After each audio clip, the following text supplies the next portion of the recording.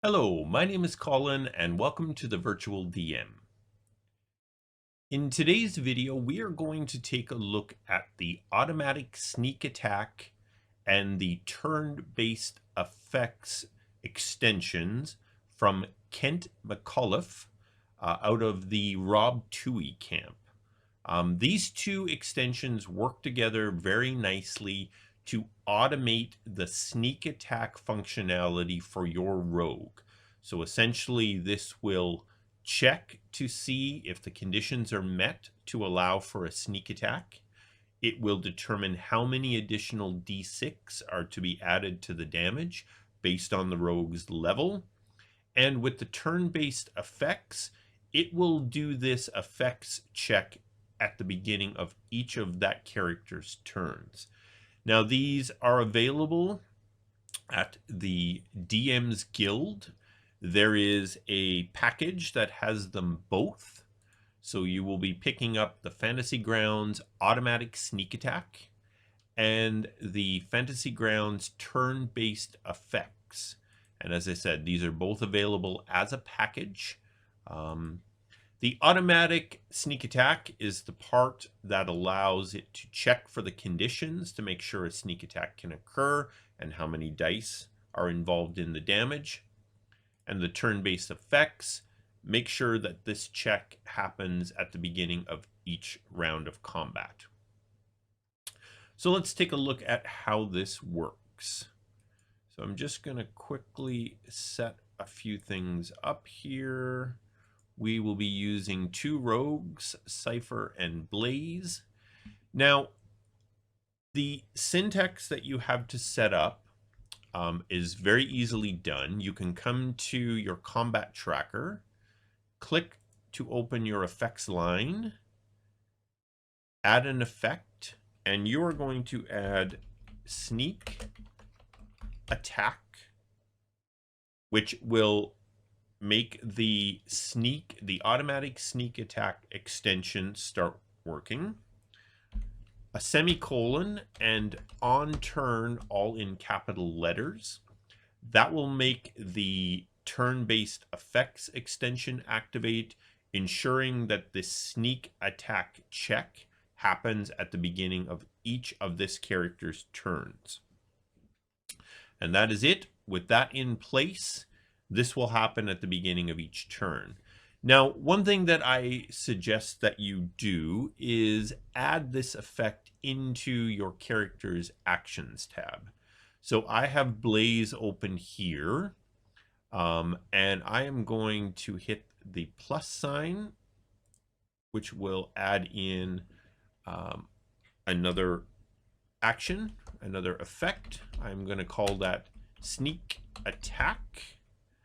Then I'm going to right click on there, left click on add actions, left click on add effect. Hit this little spyglass, which will give us a window to add in the detail.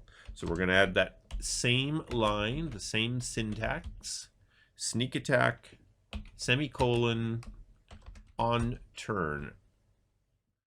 So that is sneak attack, semicolon, there is a space, and then on turn. We're going to leave duration alone. We're going to change targeting to self, and expend is never. So we're going to close that up. I've now created that effect. I'll just hit this to close that up. Now, the reason that I suggest that you set this up is if during play a character accidentally deletes this off their character, you may not immediately remember the syntax if you haven't put that in place for a while. If you have this set up on the character sheet, you just click on that effect and that'll throw that right back on there for them so that their automatic sneak attack is active again. I'm going to come down here to Cypher's character sheet. He already has that set up. I'm going to click on there, and now we have automatic sneak attack set up for both of our rogues. So before we take a look at how this works, let's just take a quick look at sneak attack. This is out of the player's handbook. So a couple of conditions here that the extension is looking for. First, it looks to see if you have advantage on the attack roll. and that the attack is using a finesse or ranged weapon. And if there is another enemy within 5 feet of whoever you are attacking, your target. And then as it says here, the damage increases as you gain levels. So we'll see how some of this comes into play here. So Blaze is going to attack this Iceborne Orc we have here. We take a look at Blaze's action tab on its character sheet. He is going to use a hand crossbow, which is a ranged weapon. Because Cypher is within 5 feet of this Iceborne Orc, we would get our sneak attack. So we are going to attack this Iceborne Orc. Hopefully we hit. We did indeed. So we got a 19 here. The attack with the crossbow hit. Now the effect deactivates because Blaze will not get another opportunity for sneak attack this turn. So you can see here it's been turned off. And the sneak attack damage, because Blaze is first level, is going to be 1d6. So when I apply the damage for the hand crossbow to our Iceborne Orc, we see I get 1d6 for the crossbow damage and 1d6 for my sneak attack damage. All right, so we move through. Oh, actually, one thing that I will show just to show that Blaze does not get another sneak attack this turn, I will just attack again. We hit, but you see this time no sneak attack has been added in there because it is still turned off for Blaze for this round.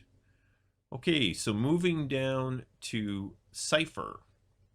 Now, normally, unless Cypher has advantage, he would not get sneak attack in this scenario. Blaze is too far away, so I will attack with Cypher, and we will see that we'll use a dagger here. So we hit, but we don't see any sneak attack damage because no sneak attack criteria has been achieved. If I give him advantage, and we try that attack again, this time we see we hit. Sneak attack is now deactivated because it's been used once on this turn. And our sneak attack damage for Cypher is 2d6. So if we take a look here, Cypher is a 3rd level rogue, so that would be correct. I come up here to our damage with our dagger, and we get our d4 for the dagger and 2d6 for the sneak attack damage. So that is all being calculated and figured out by this extension in the background. You don't have to do any of the figuring, remembering the criteria, remembering how many extra dice to add. So we move back to the top of the order. Blaze now is back on. Cypher is back on. It will make the check for sneak attack again this turn, and that will continue to happen every turn. So fantastic extensions, the automatic sneak attack, the turn-based effects, the sneak attack extension, making the checks to see whether or not a sneak attack is allowed and how many extra d6 will be added to the damage. The turn-based effects, our on-turn addition to the syntax here, making sure that that check happens every single round. If you don't have the turn-based effects, this will happen once and then the effect would disappear. You'd have to add it back to the character sheet each round. That's definitely not optimal if you want to automate this. So you want to make sure you get both of these extensions in play. Again, they are available over at the DM's Guild. You can pick them up as a package, but you want to make sure you get the Fantasy Grounds automatic sneak attack and the Fantasy Grounds turn-based effects. The developer on this again was Kent McCullough, and that is out of the Rob Twohy camp. So fantastic way to automate your rogue sneak attack.